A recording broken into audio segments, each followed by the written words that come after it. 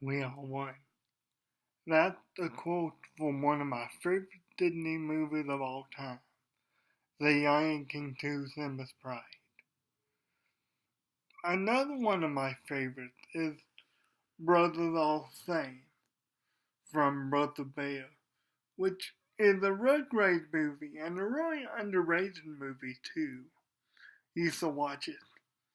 But anyway, as with the wave with Walt, Disney Disney seemed to bring everyone together. And Disney seemed to teach us the most fundamental of principles, which is fitting at, um, considering the demographic is to reach children and then to cater to adults as well when they get older. But at the core of every being, like we are the same. We all we all one. The word differences seems seems to be a man-made one. I mean, the purpose of Christ and Christianity to humanity as a whole seem to be unity, seem to be to unify.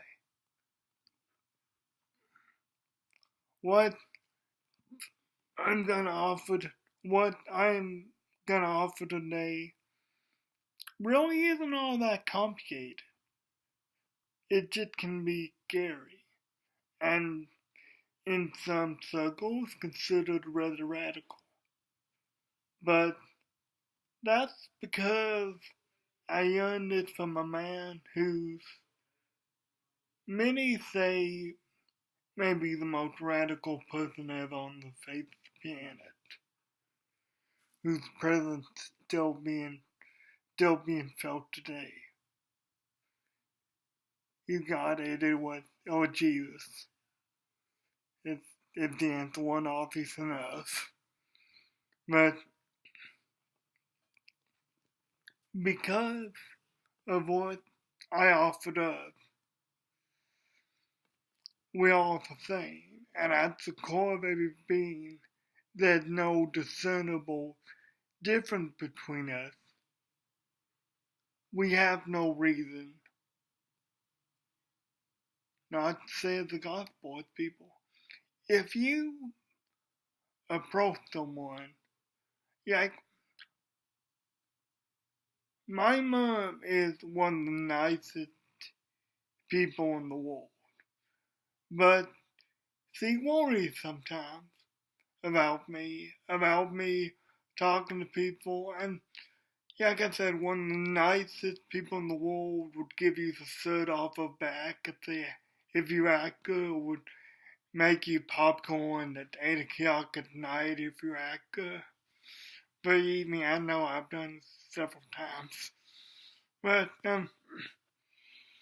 they get worried a lot of times about me and me talking to people about, because she doesn't know them. She's like, you don't know them. What are you doing? What are you doing talking to them, telling them all this stuff? You don't know them. That's only what's supposed to be family stuff. That's only supposed to be guilty knitted stuff. But yeah, let me tell you a little secret. Well, not a secret, just something a lot of people don't seem to get. Um, when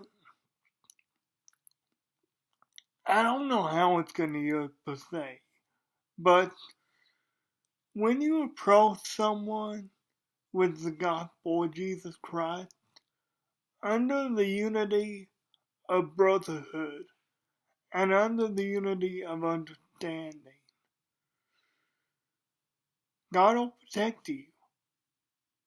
God will protect you when you approach someone in His name. And when you ask them, hey, how do you know I love you too much not to tell you this. Do you know Jesus? Is Jesus your Lord and personal Savior? God will protect you. Like I say, I don't know how that'll look, but God will protect you.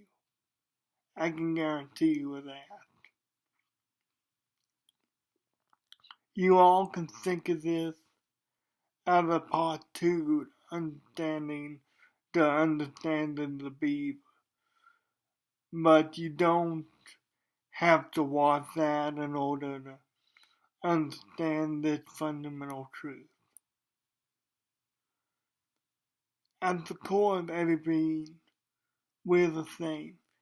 Differences don't exist.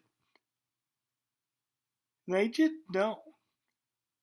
I don't care if you're transsexual, transgender, pansexual. I don't care if you just any association that would be labeled as different, I don't really care about. The only thing I care about is your definition in my brother or sister in Christ, my brother or sister in humanity. And because you're my brother and sister in humanity, you're my brother and sister in Christ, and like most families, some are strange, some are stray from the family, some of us are away. Like most families, they need to be reached out to the most. This can be scary. This can be radical. But like I said, I learned it from Jesus. There's countless examples of Jesus eating with tax collectors and eating with sinners as brothers and sisters to them, and giving them a welcoming chance, a welcoming home, just a platform to speak their mind, and just a friend, just a friend to talk to, because the Pharisees sort of didn't want to hang around them. They were the newly religious type that you read about. But this is so simple, and yet can be, and yet it's so powerful, and can be able as so radical. We are all the same.